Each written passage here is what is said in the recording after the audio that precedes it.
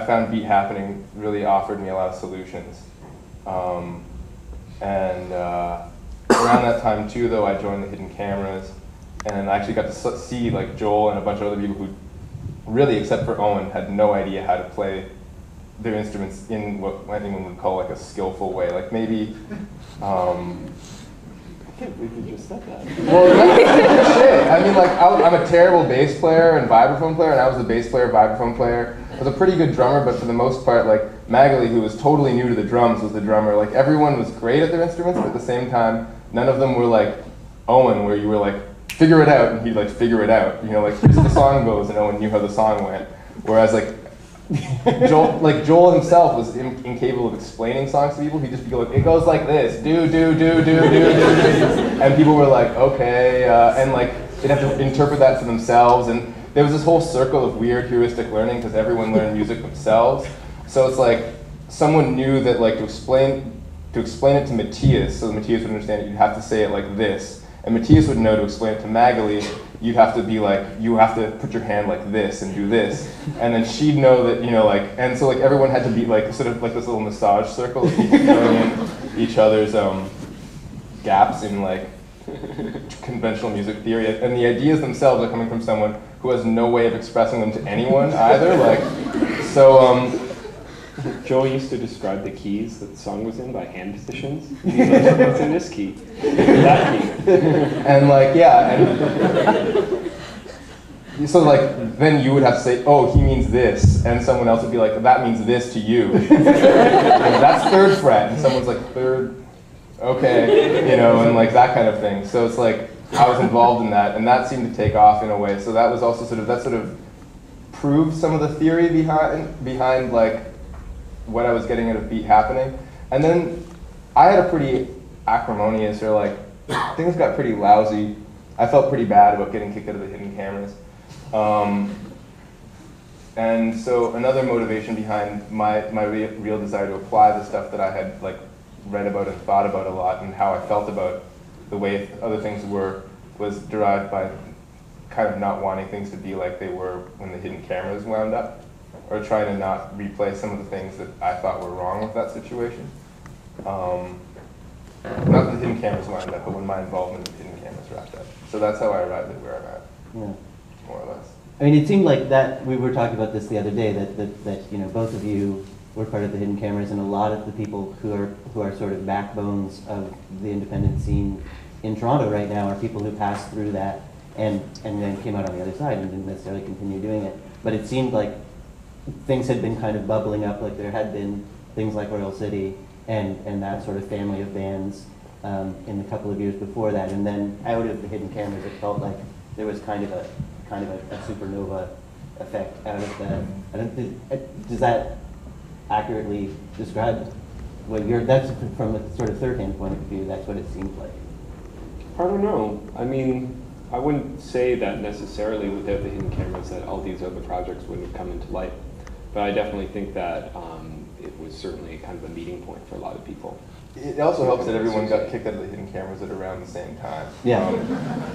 Like, Scandalous. But I mean, no, I mean, it's true. Like, you have all these people who are working together, and then suddenly they're like, they're working together because they didn't really decide to work together, but because they got sort of put together to work together. And then suddenly they're all out on their own again.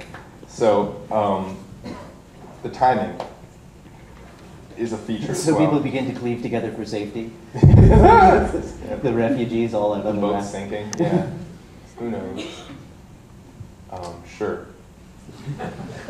We were around like, immediately after that, Steve started playing at the Barcelona Pavilion, and you started playing with Les Mouches.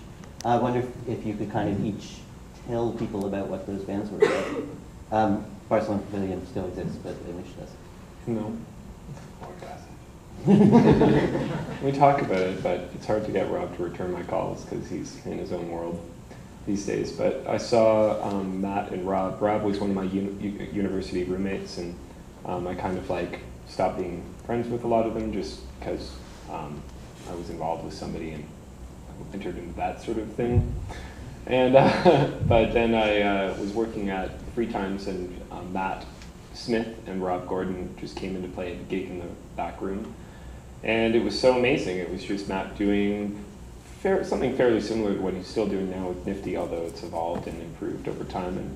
And it was so shocking and great that we decided we'd form a band. And that was it. We just kind of like tried to cobble together sounds based on, you know, we were really just trying to kind of use improvisation as a form of songwriting and putting everything together and kind of come up with a sound. We didn't really have a particular idea in mind what we were doing. And then we pursued that for about 2 years, and then it stopped. Maybe we'll begin the iPod journeys of the evening, and maybe I'll play a little bit of Limish since we're talking about it. Okay.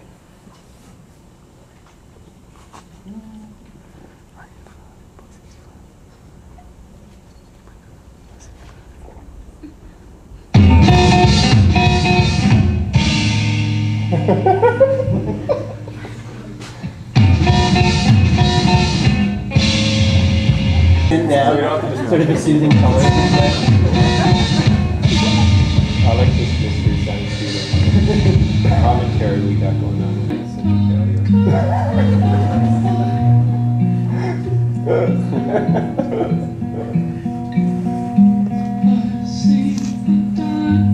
It's a good thing.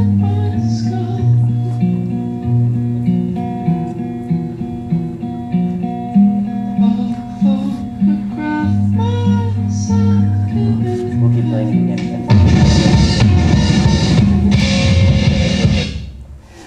It picks up though. There's like it kicks in again later.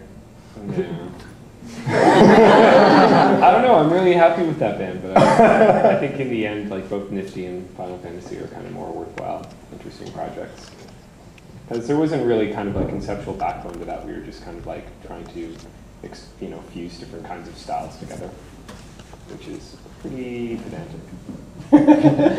But that's what it was. There was definitely a chemistry to the way those things played off of each other, but it's true. It was a really hybridized sound all the time. Mm-hmm. Well, I mean, you have to remember too. It was like the first time that I had like ever actually kind of been in a band where I had like a really vested artistic interest, and so it was like totally shocking and terrifying, and I was like throwing up after shows and everything. I had a stage fright and everything, so it was good to kind of go through that phase.